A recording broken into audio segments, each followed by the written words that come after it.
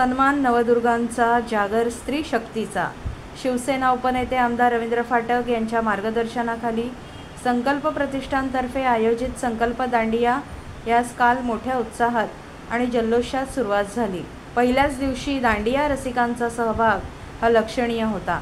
मराठी सिने अभिनेते व अभिनेत्रींच्या उपस्थितीत कालच्या नवरात्रीचा पहिला दिवस आनंदमय वातावरणात संपन्न झाला। विविध वेशभूषांमध्ये आलेल्या दांडिया रसिक हे या कार्यक्रमाची शोभा वाढवून गेले।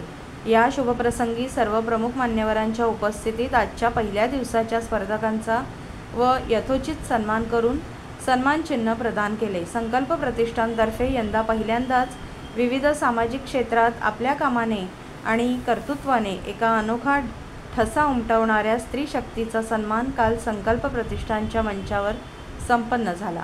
नवदुर्गांच्या सन्मानामध्ये काल पहिल्या दिवसाच्या मानकरी शोभना सुरेंद्र पालव या ठाण्यातील मेंटल हॉस्पिटलमध्ये गेल्या 29 वर्षापासून नर्स म्हणून रुग्णांना सेवा देत आहे या ठरल्या आहेत। कधी नाईट ड्युटी तर कधी घरातील सर्व कामं सोडून सेवेत हजर राहण्याचे काम समाजात नर्स करत असतात।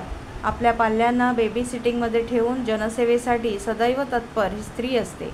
शोभनाताईंना मनापासून अभिनंदन आणि यापुढेही त्यांनी अशीच अविरत सेवा द्यावी यासाठी त्यांना शुभेच्छा।